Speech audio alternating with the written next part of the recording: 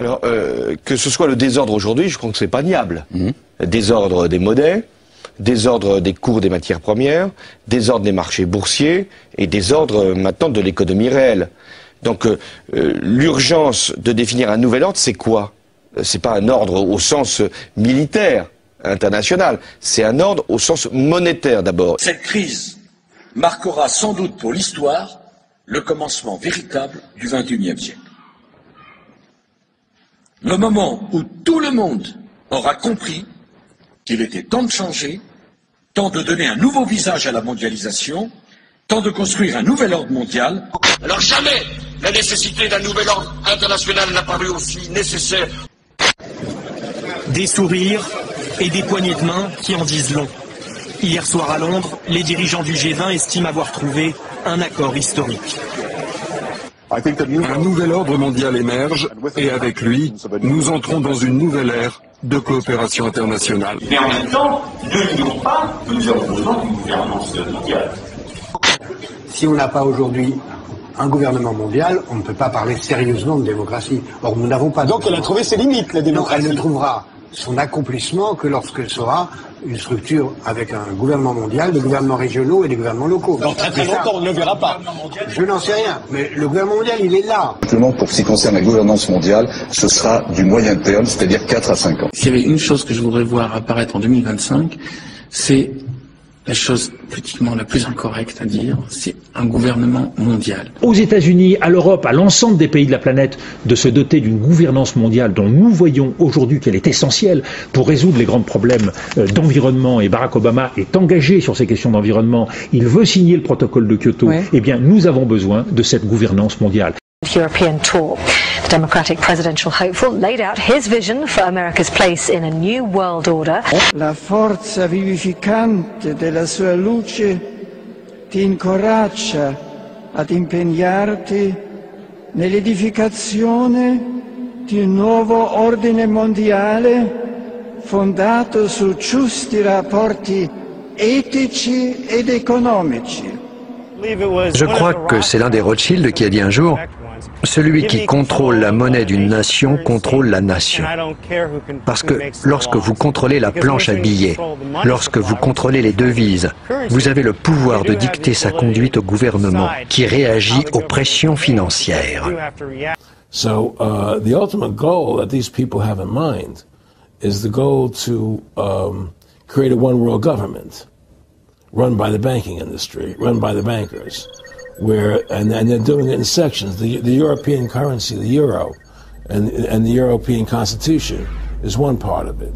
Now they're trying to do it in America with the North American Union, right? And they want to create a new currency called the Amero, right? And the whole agenda is to create a one world government where everybody has an RFID chip implanted in them.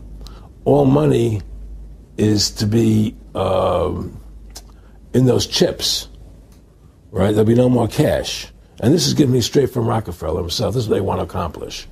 And all money will be in your chips. Anytime you have money in your chip, they can take out whatever they want to take out whenever they want to. And if you're like me or you, and you're protesting what they're doing, they can just turn off your chip. And you have nothing. You can't buy food. You can't do anything. It's total control of the people. Parce que sur les objets, on connaît, mais sur les organismes vivants, que ce soit les animaux ou les êtres humains, qui pourront avoir une puce électronique implantée dans le corps. Mais avant de parler de l'implantation des organismes vivants, il faut regarder tout ce qui va se passer aussi sur les moyens de paiement et sur la surveillance même dans la vie quotidienne de nos enfants ou de nos petits-enfants. We have before us the opportunity to forge for ourselves and for future generations a new world order. A world where the rule of law, not the law of the jungle, governs the conduct of nations. When we are successful, and we will be, we have a real chance at this new world order, an order in which a credible United Nations can use its peacekeeping role to fulfill the promise and vision of the UN's founders. Le nouvel ordre mondial se tient d'ici aux Nations Unies. C'est un gouvernement mondial. Ein Volk, ein Reich, ein Führer. soit un peuple, une patrie, un chef. C'est par ces mots que Rudolf Hess a annoncé Adolf Hitler. C'est le rêve d'Hitler devenu réalité, c'est un cauchemar. C'est la pierre tombale de la souveraineté des nations. Ce bâtiment n'aurait jamais pu voir le jour sans l'aide de la Première et de la Seconde Guerre mondiale.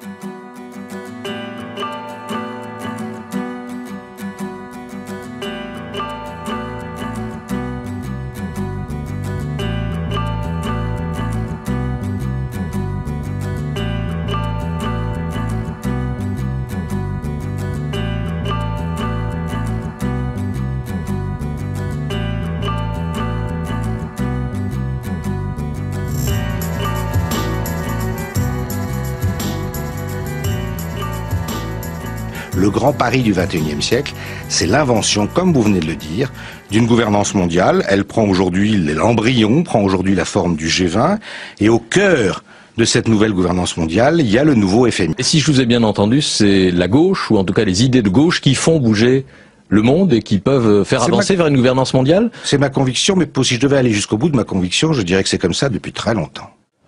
Et Volton? Oui. C'est une idée de droite, la gouvernance mondiale. Vous trouvez? Très bizarre. Pourquoi c'est une idée de droite alors? Parce que c'est en fait c'est un espèce de pouvoir quand même énorme où l'individu et les nations n'ont plus donc les nations qui élisent leurs dirigeants n'ont plus grand chose à dire. On pensait que c'était complotiste de le dire il y a des années, mais aujourd'hui tous les leaders mondiaux, quand vous écoutez, parlent du nouvel ordre mondial, du gouvernement mondial, et disent que c'est souhaitable, et disent que c'est la solution à la crise, qui d'ailleurs crée eux-mêmes et aggrave eux-mêmes, pour justifier comme solution le gouvernement. Quand un homme politique ose dire à haute voix ce qu'il avant il disait de façon cachée, c'est qu'il pense que c'est pratiquement gagné, vous voyez. Vous annoncez que vous allez faire quelque chose parce que vous avez déjà tout verrouillé, sinon vous le dites pas. Dans le business, c'est comme ça. Donc je pense qu'il faut viser le gouvernement mondial comme une stratégie. Et d'ailleurs, quand les gouvernements parlent du G20, c'est une illusion, une sorte de retard avant le gouvernement mondial. On va vers ça. Est-ce qu'on ira à la place de la guerre ou après la guerre? Je ne sais pas. Mais c'est ça qu'il faut viser. Et l'Ukraine, on est au bord d'une... On est absolument au bord de la guerre mondiale. De la guerre mondiale? Oui, parce que pour moi, enfin, je parle sous le contrôle des spécialistes, mais nous sommes dans une guerre civile, dont, à mon avis, on n'aurait pas dû se mêler. Une guerre civile entre les Russes pro-russes et les Russes différents qui sont en Ukraine, une partie des Ukrainiens. Et cette guerre civile peut, si on s'y laisse entraîner, conduire à une guerre mondiale. Absolument. Même si on peut imaginer, rêver d'un Jérusalem devenant capitale de la planète, qui sera un jour unifié autour d'un gouvernement mondial. C'est un joli lieu pour un gouvernement mondial. Et je peux vous dire une troisième chose. On ira ensemble vers ce nouvel ordre mondial. Et personne, je dis bien, personne ne pourra s'y opposer. Et le doute grandira si les Français ont le sentiment qu'on leur cache quelque chose.